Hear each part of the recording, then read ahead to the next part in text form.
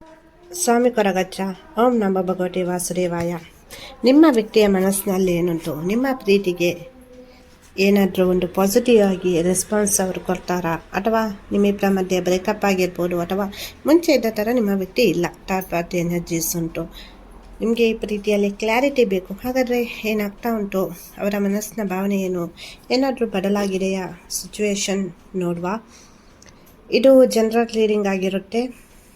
Personal reading ಬೇಕು ಅಂದರೆ ಕಮೆಂಟಲ್ಲಿ ಹೇಳಿ ಪರ್ಸ್ನಲ್ ರೀಡಿಂಗ್ ಅಂತ. ಪರ್ಸ್ನಲ್ ರೀಡಿಂಗಿಗೆ ನೀವು ಅಮೌಂಟ್ ಪೇ ಮಾಡಬೇಕಾಗುತ್ತೆ.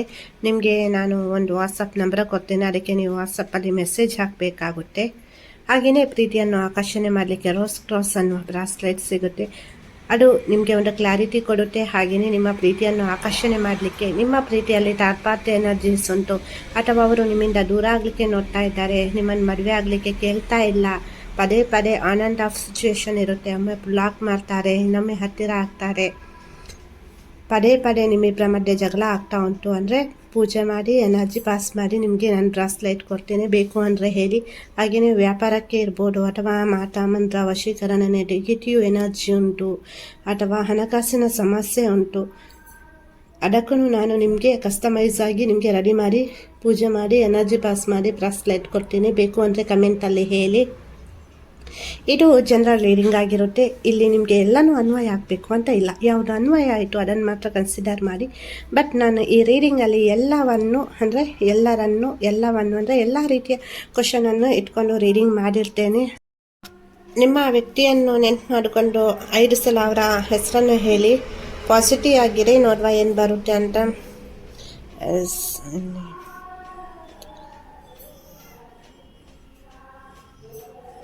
ಇಲ್ಲಿ ಏನಂದ್ರೆ ಮೇನ್ ಆಗಿಲ್ಲಿ ಇವಾಗ ನಿಮಗೆ ಆನ್ ಆ್ಯಂಡ್ ಆಫ್ ಸಿಚುವೇಶನ್ ಉಂಟು, ಅಥವಾ ಅವ್ರು ನನ್ನ ಜೊತೆ ಸರಿಯಾಗಿ ಮಾತನಾಡ್ತಾ ಇಲ್ಲ, ರೆಸ್ಪಾನ್ಸ್ ಮಾಡ್ತಾ ಇಲ್ಲ, ಮುಂಚೆ ಥರ ಇಲ್ಲ ಅವರು ಅಂದರೆ ಇಲ್ಲಿ ಸಮಸ್ಯೆ ಆಗ್ತಾ ಉಂಟು. ಸೊ ಕೆಲವೊಂದು ಕಡೆ ಸ್ಟಕ್ ಎನರ್ಜೀಸ್ ಇರ್ಬೋದು, ಅವರ ಜಾಬ್ ಇರ್ಬೋದು, ಬಿಸ್ನೆಸ್ ಇರ್ಬೋದು, ಫ್ಯಾಮಿಲಿಯಲ್ಲಿ, ಅಥವಾ ಅವ್ರಿಗೆ ಏನು ಮಾಡಬೇಕು ಅಂತ ಕ್ಲಾರಿಟಿ ಇಲ್ಲ, ಅಥವಾ ನಿಮ್ಮಿಂದ ಅವ್ರಿಗೆ ಏನೋ ನೋವಾಗಿದೆ ಮನಸ್ಸಿಗೆ. ಸೊ ಮಾತನಾಡುವಾಗ ನೀವು ಕೂಡ ಆಲೋಚನೆ ಮಾಡಿ ಮಾತನಾಡಲ್ಲ. ಕೆಲವೊಮ್ಮೆ ಅವರ ಮೇಲೆ ಇರುವಂತಹ ಪ್ರೀತಿಯಿಂದ ಎಲ್ಲ ಒಂದು ಕಡೆ ನೀವು ಓವರ್ ಆಗಿ ಮಾತನಾಡ್ತೀರಾ. ಸೊ ಅಲ್ಲಿ ಏನೋ ಒಂದು ಸಮಸ್ಯೆ ಥರ ಆಗಿದೆ ಇವಾಗ. ಮತ್ತು ಕೆಲವೊಂದು ಸಲ 100% ಅವರು ನೀವು ಹೇಳ್ದಾಗೇ ಇರಬೇಕು ಅನ್ನೋದು ಮೇನ್ ಥಿಂಗ್ ಆಗಿ ಇಲ್ಲಿ ನೀವು ಹೇಳ್ತೀರಾ. ಬಟ್ ಅವರಿಗೆ ಯಾವ ಥರ ಇರಲಿಕ್ಕೆ ಆಗ್ತಾ ಇಲ್ಲ. ಇಲ್ಲಿ ಮ್ಯಾರೇಜ್ ಆದವರ ಮಿಡ್ಲಲ್ಲಿ ಕೂಡ ರಿಲೇಷನ್ಶಿಪ್ ಉಂಟು. ಸೊ ಮ್ಯಾರೇಜ್ ಆದವರು ಕೂಡ ನೋಡ್ತಾ ಇದ್ದೀರಾ. ಸೊ ನಾನು ನಿಮ್ಮ ಅಂದರೆ ರಿಲೇಷನ್ಶಿಪ್ಗೆ ರೆಸ್ಪೆಕ್ಟ್ ಕೊಡ್ತೇನೆ. ಸೊ ಇಲ್ಲಿ ಒಂದು ರೀತಿಯಲ್ಲಿ ನೋಡಿ, ಜೀವನದ ಬಗ್ಗೆ ಆಲೋಚನೆ ಮಾಡುವಾಗ ಕೆಲವೊಮ್ಮೆ ತಪ್ಪು ಸರಿ ಅಂತ ಆಲೋಚನೆ ಆಗಿಲ್ಲ. ಇಲ್ಲಿ ಎಲ್ಲ ಕಡೆಯಿಂದಲೂ ನಿಮಗೆ ಏನೂ ಮಾಡಲಿಕ್ಕೆ ಆಗ್ತಾ ಇಲ್ಲ, ಅಥವಾ ಲೈಫ್ ಬಗ್ಗೆ ಎಷ್ಟೇ ಆಲೋಚನೆ ಮಾಡಿದ್ರು ಉತ್ತರ ಸಿಗ್ತಾ ಇಲ್ಲ. ನಿಮ್ಮ ವ್ಯಕ್ತಿ ಕೆಲವೊಮ್ಮೆ ಸರಿ ಹೇಳ್ತಾರೆ, ಇನ್ನು ಕೆಲವೊಮ್ಮೆ ಜಗಳ ಮಾಡ್ತಾರೆ, ಸಿಟ್ಟು ಮಾಡ್ಕೊಳ್ತಾರೆ, ಅವರದ್ದೇ ತಪ್ಪು ಇದ್ರೂ ನಿಮ್ಮದೇ ತಪ್ಪು ಅನ್ನೋ ಥರ ಮಾತನಾಡ್ತಾರೆ. ಹೌದಾ ಅಲ್ವಾ ಅಂತ ಹೇಳಬೇಕು. ಇದು ಜನರಲ್ ರೀಡಿಂಗ್ ನೋಡಿ. ಸೊ ನಿಮಗೆ ಎಲ್ಲನೂ ಅನ್ವಯ ಆಗಬೇಕು ಅಂತ ಇಲ್ಲ, ಯಾವ್ದು ಅನ್ವಯ ಆಯಿತು ಅದನ್ನು ಮಾತ್ರ ಕನ್ಸಿಡರ್ ಮಾಡಿ. ಏನಕ್ಕಂದರೆ ಕೆಲವೊಂದು ಸಲ ನೀವು ಇದನ್ನೇ ಪರ್ಸ್ನಲ್ ರೀಡಿಂಗ್ ಅಂತ ಅಂದ್ಕೊಂಡು ಕೆಲವರು ಬೇಸರ ಮಾಡ್ಕೊಳ್ತೀರಾ. ಸೊ ಅದಕ್ಕೋಸ್ಕರ ನನ್ನ ನಿಮ್ಮ ಸ್ವಂತ ಅಕ್ಕ ಅಂತ ತಿಳ್ಕೊಳ್ಳಿ. ಸೊ ಪಾಸಿಟಿವ್ ಆಗಿರಿ, ಏನೇ ಒಂದು ವಿಷಯ ಇದ್ರೂ ನನ್ನ ಜೊತೆ ಶೇರ್ ಮಾಡಿ. ಸೊ ಯಾವುದಕ್ಕೂ ಬೇಸರ ಬೇಡಿ. ಹಾಗೆಯೇ ನನ್ನ ಜೊತೆ ಏನೇ ಒಂದು ಪರ್ಸ್ನಲ್ ರೀಡಿಂಗಲ್ಲಿ ಕೂಡ ವಿಷಯ ಶೇರ್ ಮಾಡಲಿಕ್ಕೆ ಹೆಸಿಟೇಟ್ ಮಾಡಬೇಡಿ. ಸೊ ಫ್ರೀ ಆಗಿರಿ ನನ್ನ ಜೊತೆ. ಇಲ್ಲಿ ಮತ್ತೊಂದು ಏನಂದರೆ, ಇವಾಗ ಕೆಲವೊಂದು ಸಲ ಅವ್ರು ನಿಮಗೆ ಸುಳ್ಳಿಯಲ್ಲಿರ್ಬೋದು, ಅಥವಾ ಅವರು ಮೋಸ ಮಾಡ್ತಾರೆ ಅನ್ನೋ ಒಂದು ಫೀಲ್ ಇರ್ಬೋದು. ಸೊ ಇಲ್ಲಿ ರಿಲೇಷನ್ಶಿಪ್ಪಲ್ಲಿ ಅಂದರೆ ಮ್ಯಾರೇಜ್ ಆದವರು ಕೂಡ ರಿಲೇಷನ್ಶಿಪ್ಪಲ್ಲಿ ಇದ್ದೀರಾ. ಸೊ ನಿಮಗೆ ಇವರು ಬೇಕು, ಬಟ್ ಲೈಫಲ್ಲಿ ಏನೇ ಸಮಸ್ಯೆ ಬರಬಾರ್ದು. ಸೊ ಇಬ್ಬರೂ ಕೂಡ ಒಂದು ಕಾಂಪ್ರಮೈಸಲ್ಲಿ ಇದ್ದೀರಾ. ಬಟ್ ಇಲ್ಲಿ ಕೆಲವೊಂದು ಸಲ ಕೆಲವೊಂದು ಘಟನೆಗಳು ನಿಮಗೆ ನೋವು ಕೊಡ್ತಾ ಉಂಟು, ಅಥವಾ ಭಯ ಹುಟ್ಟಿಸ್ತಾ ಉಂಟು. ಸೊ ನಿಮ್ಮ ಇಲ್ಲಿ ಕೆಲವರದ್ದು ಸೋಲ್ಮೇಟ್ ಕನೆಕ್ಷನ್, ಇನ್ನು ಕೆಲವರದ್ದು ಫ್ರೆಂಡ್ ಜರ್ನಿ. ಸೊ ಇದಷ್ಟು ಸುಲಭದ ಜರ್ನಿ ಅಲ್ಲ, ನಾನು ಯಾವಾಗಲೂ ಹೇಳ್ತೀನಿ. ಸೊ ಅದು ಅದರದ್ದೇ ಆದಂತಹ ಒಂದು ವೇ ಇರುತ್ತೆ. ಕೆಲವರಿಗೆ ಕಾರ್ಮಿಕ್ ಡೆಟ್, ಕಾರ್ಮಿಕ್ ಲೆಸನ್ ಕಲೀಲೇಬೇಕು ಇಲ್ಲಿ ಕೆಲವರಿಗೆ. ಸೊ ಅಕ್ಕ ನನಗೇನಕ್ಕೆ ಇಂಥ ಸಮಸ್ಯೆ ಆಗ್ತಾ ಉಂಟು, ಫಸ್ಟ್ ನಾವಿಬ್ಬರು ಚೆನ್ನಾಗಿದ್ವಿ, ಏನು ಸಮಸ್ಯೆ ಇರಲಿಲ್ಲ, ನಾವು ತುಂಬ ಖುಷಿಯಾಗಿದ್ವಿ, ಯಾರಿಗೂ ಹೆದರುವಂಥ ಅವಶ್ಯಕತೆ ಇರಲಿಲ್ಲ. ಬಟ್ ಇವಾಗ ಪ್ರತಿಯೊಂದಕ್ಕೂ ಭಯ ಆಗ್ತಾ ಉಂಟು, ನಮ್ಮವರು ನನ್ನ ಜೊತೆ ಮಾತನಾಡ್ತಾ ಇಲ್ಲ, ನನ್ನ ಹುಡುಗಿಗೆ ನನ್ನ ಜೊತೆ ಮಾತನಾಡಲಿಕ್ಕೆ ಆಗ್ತಾ ಇಲ್ಲ, ಅಥವಾ ನನಗೆ ಅವಳನ್ನು ಮೀಟ್ ಆಗಲಿಕ್ಕೆ ಆಗ್ತಾ ಇಲ್ಲ. ಸೊ ಇದು ನಿಮ್ಮದು ವಿಷಯ ಇರ್ಬೋದು.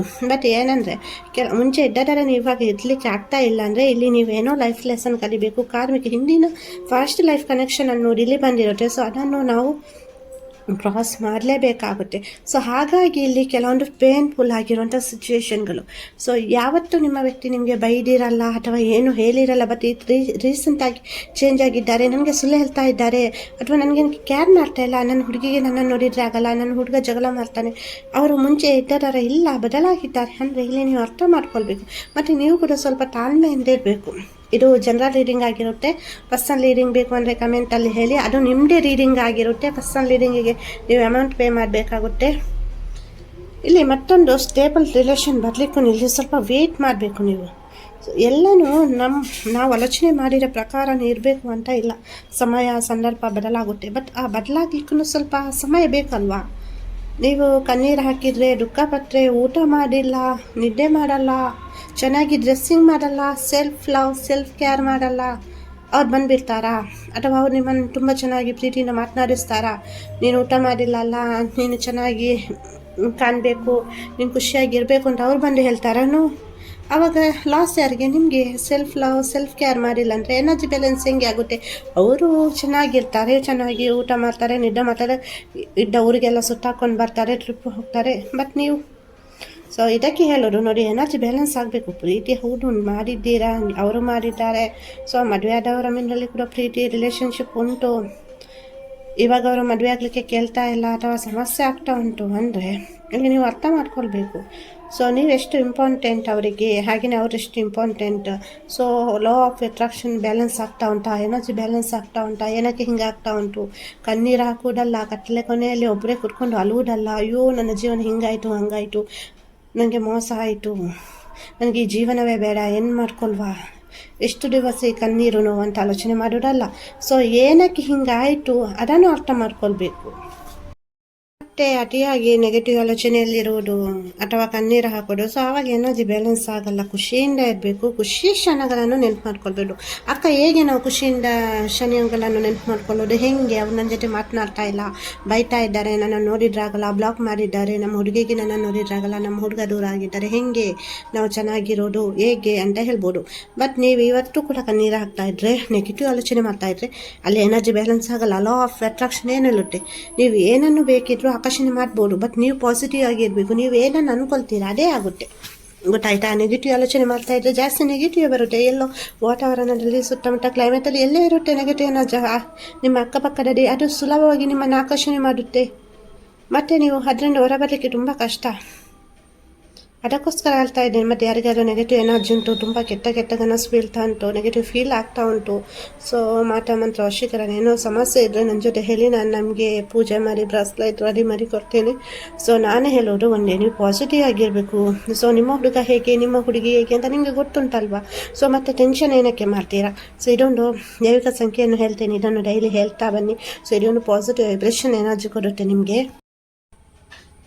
1176 1176 1176 ಇದನ್ನು ಹೇಳಿಬಿಟ್ಟು ಇದನ್ನು ಹೇಳ್ತೀರಾ. 1 ನಿಮಿಷ ಹೇಳ್ತೀರಾ, 10 ನಿಮಿಷ ಹೇಳ್ತೀರಾ, ಅದು ನಿಮಗೆ ಬಿಟ್ಟಿದ್ದು. 1 ಸೆಕೆಂಡ್ ಹೇಳ್ತೀರಾ, ನಿಮ್ಮ ಅನುಕೂಲ.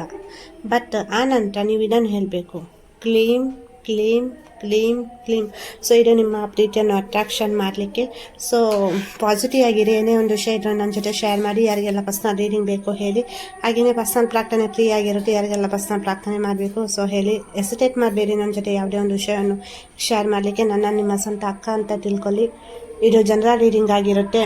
ವಿಡಿಯೋ ಇಷ್ಟ ಆದರೆ ಲೈಕ್ ಮಾಡಿ, ಶೇರ್ ಮಾಡಿ. ಹಾಗೆಯೇ ನಿಮ್ಮ ಮನಸ್ಸಿನ ಭಾವನೆಯನ್ನು ಕಮೆಂಟಲ್ಲಿ ಹೇಳಿ. ಎಲ್ಲರಿಗೂ ಒಳ್ಳೆಯದಾಗಲಿ. ನನ್ನ ಆರಾಧ್ಯ ದೇವರ ಕೊರಗಜ್ಜ ಹಾಗೂ ಮಹಾವಿಷ್ಣು ಮಹಾದೇವರ ಅನುಗ್ರಹ ಸದಾ ನಿಮ್ಮ ಮೇಲೆ ಇರಲಿ ಅಂತ ಪ್ರಾರ್ಥಿಸ್ತೇನೆ.